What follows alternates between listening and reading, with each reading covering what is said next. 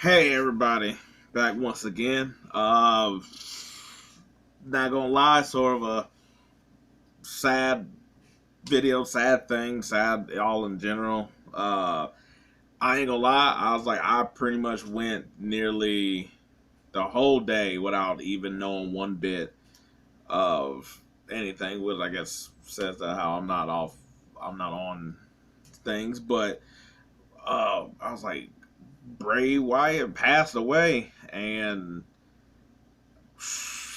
I was like, man, I was like, no, like normally I don't do videos like this just because I don't know. This is like I'm not really like a informational type of like channel to where I'm like, you know, and sometimes I feel weird about like how some people just like post things on this and it's like for stuff, but I think it's because but I was like this is sort of like the first one that actually like got me, because it's like that no one like I was like especially like when it's someone that's like you don't know or like famous or however you want to say that level of stuff or whatever. I'm kind of like I'm not I'm not attached like that or whatever. But it's just something about like seeing his character and seeing him wrestle quite a bit. Then also like the age where it's just like so young, and then it just seems also like so sudden. You know, I was like especially where it just seemed like I was like, cause we went away for like about been out like a few months now, and I was sort of keeping up to being like, okay, it was like he was away with some health stuff or whatever. Then I seen that it was like could be like life career threatening, and I was like, it's like if it got to be the career, cool, but you don't want to, we don't want nobody's life to be taken away from nothing like that.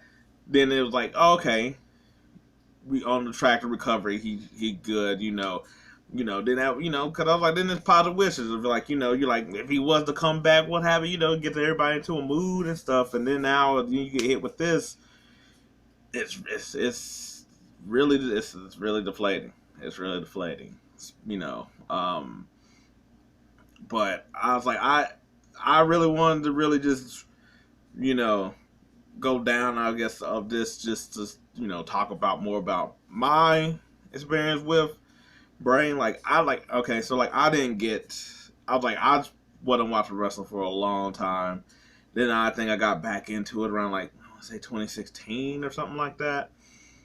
So I sort of missed all the Bray Wyatt, I guess, up and down nature of with the like the Eater Worlds and the Wyatt family, like like I think when I started, I think the Wyatt family was still around.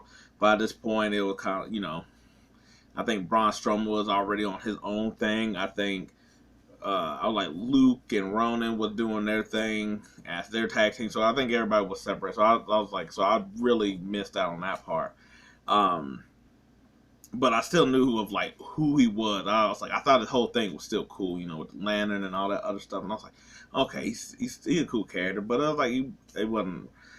Then then I was like, so then that's when you go online and you look at some of the old stuff and old matches and stuff.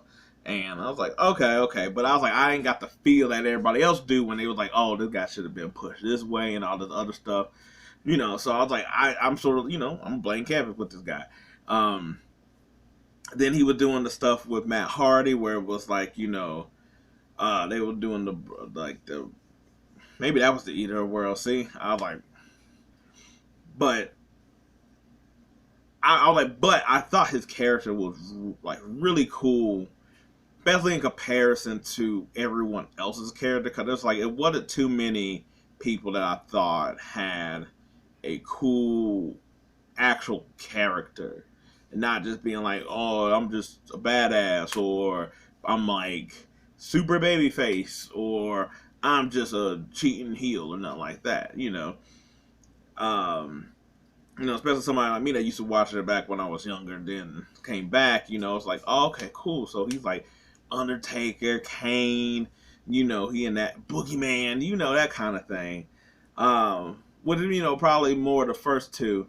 I think the Boogeyman came with when he came in as my favorite, which I mean, I guess I don't have that many to choose from like everybody else. But the Fiend, I love the character. I love that Firefly stuff. And that's sort of when, like I was like, okay, this dude really he got this. Whatever it is, how we always just say it, that guy has it.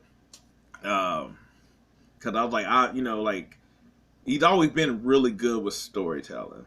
It was really also one of the things that like I seen how he was when he was like Bray Wyatt, where he's just in the rocking chair. I seen like all those. I seen like the clips and stories of like that stuff more so than like some of the matches stuff like that. But that what made me interested when like he did sort of like when he was sort of released and stuff like that. But even I think a little bit before that, but even after that, when they was talking about like him getting to like movies and stuff like that, I'd be like, man, that'd be really cool to see what he could do with something that you don't have to necessarily have the crowd work and have that feel, but you could just let your story play out.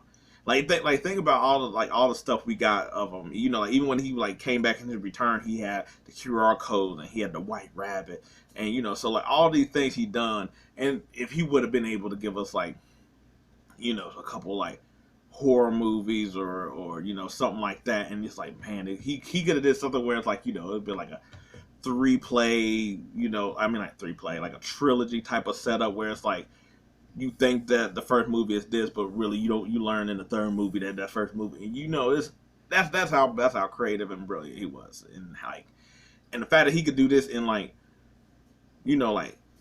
like 8-minute segments, or trying to like leading up to the pay-per-view type of stuff.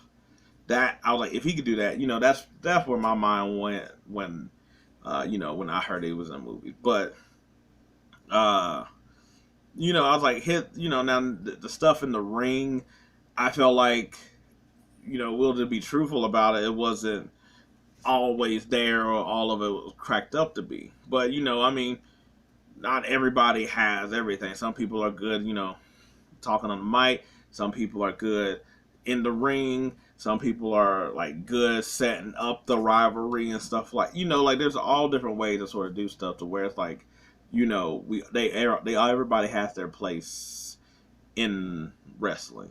And to me, I'm like, even though it was sort of like here, and but sometimes too, that was also just his spot of like WWE and stuff like that. Like like the when he was getting into with Seth Rollins, that shouldn't have happened. But since it did, that was a little bit of like the character gimmick, while also Self being champion and all, so it was a little bit more. It was always a little bit more than that I was like out of his control. But you could never deny that whatever he did, no matter how the match may have ended, no matter how this may have ended, he always pulls us back in. He always got us. And that, I was like, if to me, if that's not like being in the category, I don't know what it is. But it's really sort of just, I really like it. It really just sort of just sucks that it just like like he came back and sent up the Howdy. I was like, had the match with LA Knight, and then that was just it. I was like, I mean, and then like it then that now knowing like that was it. That was the last time that anybody was gonna like, well, us, gonna see him, but I was like, I'm like, it's just one of them things that just sort of like, from all levels, whether you're just the fan of the product that he was in, you feel for him and his family. I was like, maybe this gives you some type of outlook on your own spot where you're at, and and other people that you like to watch wrestle, but It's like either way. Uh, but anyway, rest in peace. I was like, yeah, that's pretty much it. Um, just go out there and watch some of his matches, and you know, give them all privacy while also showing love. But anyway, that's it for whatever it is. Hopefully, I was like, you can do what you can to keep them in your mind and remember them. Peace. I'm out.